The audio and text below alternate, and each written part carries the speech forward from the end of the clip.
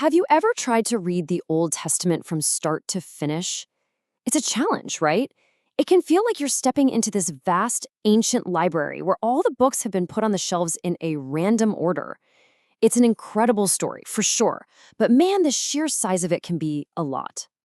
And it's a really common experience to feel a little lost.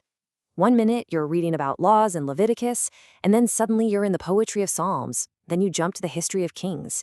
It's so easy to lose the main plot. It can feel less like one single story and more like a scattered collection of texts. And this shows the challenge perfectly. You've got all 39 books right here, but see how they're organized? It's more by genre. You've got history over here, poetry here, prophecy over there, instead of the order in which the events actually happened. It's like having a library with no map. Well, that's exactly what we're going to uncover today. What if we could rearrange this whole library, not by genre, but by history? What if we could follow one single chronological storyline that connects every single book?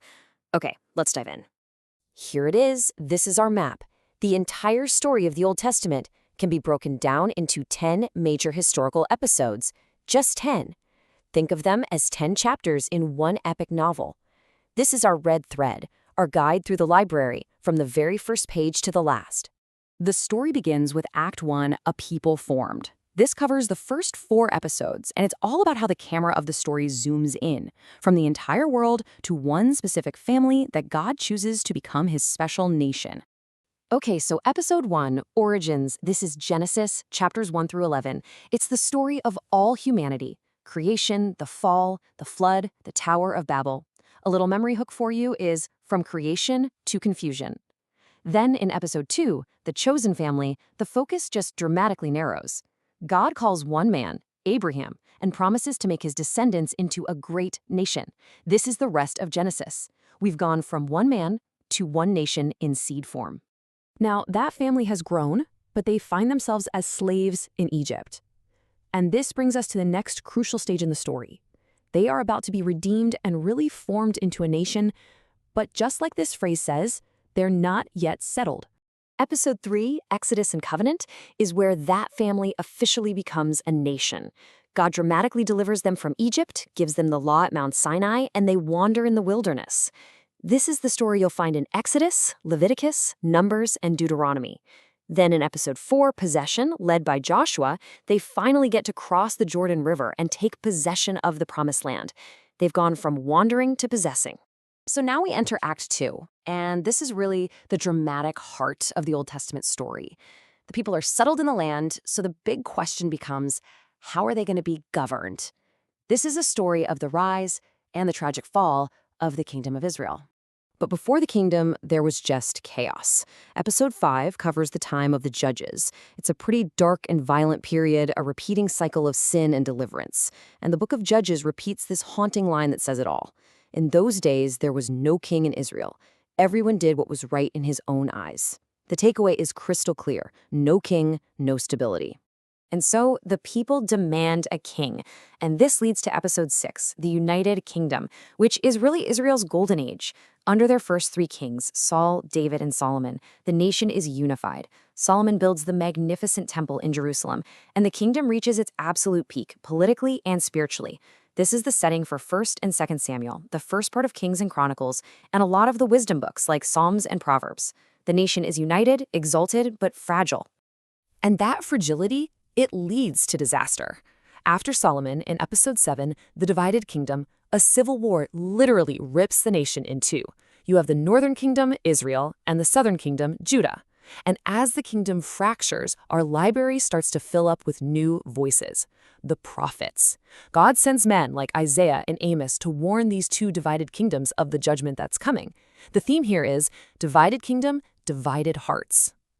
But the warnings go unheeded. The northern kingdom gets conquered by Assyria, and eventually the southern kingdom faces its own day of reckoning, which leads to these 3 devastating words: the land lost. Episode 8 is the tragic climax of this act, Judah alone. The mighty Babylonian Empire conquers Jerusalem, destroys the beautiful temple that Solomon built, and carries the people away into exile. The promise that was given all the way back to Abraham, the land, is now lost.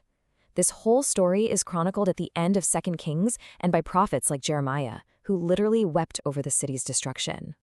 But the story doesn't end there in tragedy. Act 3 is all about life after the disaster. It's a story of restoration, but it's also a story of deep, unresolved expectation.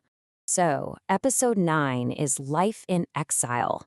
For 70 years, the people of Judah are living as captives in Babylon. Think about that. How do you maintain your faith without your land or your temple? Well, books like Daniel and Ezekiel answer that very question, showing that God's power is not limited to one single place. They're learning what it means to have faith without a homeland. And finally, we get to episode 10, Return and Restoration. The Persian Empire conquers Babylon and actually allows a remnant of the Jewish people to go back to Jerusalem. They rebuild the temple and the city walls. It's an amazing story you can read about in Ezra and Nehemiah. But something is missing. You can feel it. The throne of David is still empty. And this is the feeling that just hangs over the very end of the Old Testament. The people are back in the land, the temple has been rebuilt, but they are still waiting for the ultimate promise, a king from David's line, to finally be fulfilled. So when you lay it all out like this, you see this incredible, cohesive narrative arc, from creation and a chosen family to a redeemed nation that possesses the land. Then a kingdom is established, which is tragically divided, leading to the land being lost. And finally, a remnant is restored, but they're left in the state of waiting for a promise to be fulfilled.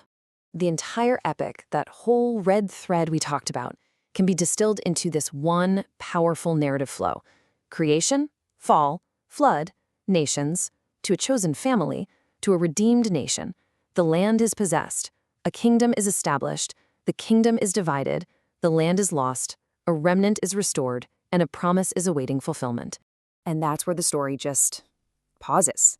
The final book, Malachi, closes. 400 years of silence follow. The people are home, the temple is standing, but the ultimate promise of a king remains unfulfilled. The stage is set, and open doors just waiting. But for what? Or maybe the better question is, for who? To be continued.